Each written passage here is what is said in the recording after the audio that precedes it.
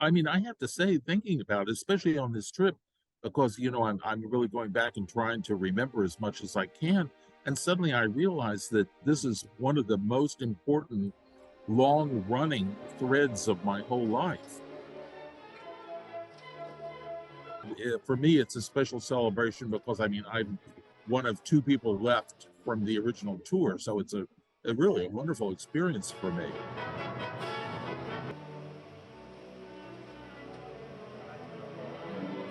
It was the first time I was out of the United States. It was the first trip I ever took, so it was pretty astonishing. I mean, I had heard about China, of course, through books and geography and this sort of stuff and news, and but it was a totally different place to go to. And I remember getting when we got into the Beijing airport. I mean, nothing was anywhere near as big as what it is now. It was a totally different feel around the airport. It was basically farmland, and I can really most vivid memory I have is a farmer working out in the field in a wooden cart with wooden wheels, and it was being pulled by, I think, a water buffalo. I mean, that was really an amazing thing to see. And the other thing that I have very vivid memory of, there actually were not very many cars, any kind of gas engine vehicles. There was very little of that. And so there was literally hundreds and thousands of bicycles. I'll never forget that sight.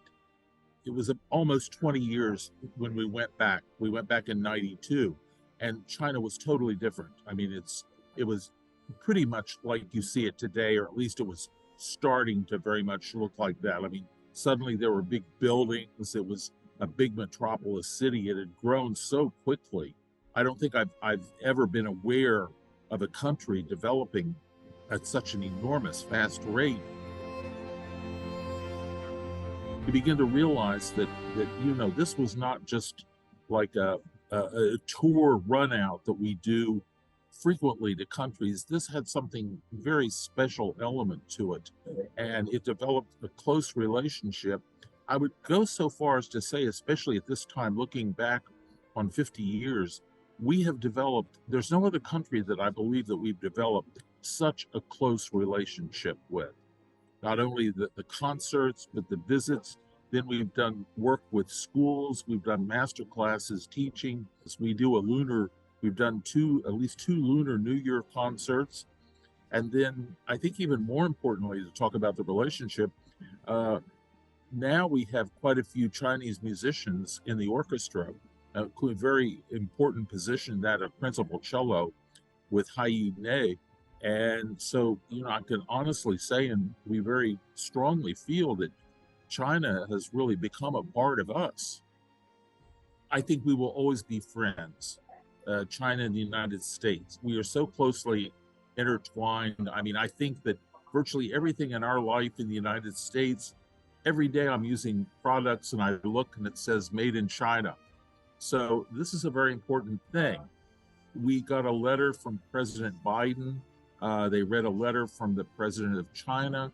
I mean, they're very aware. I think the top leaders are very aware of the power and the importance that cultural exchange, something like this, between the two countries, because our relationships with the cultures, the cultural exchange and working with Chinese musicians, composers, is very strong and it's very pleasant. It's a very, very positive force that we're dealing with. And I think that force will far outweigh any negativity. And I think it will make the negativity go away, hopefully.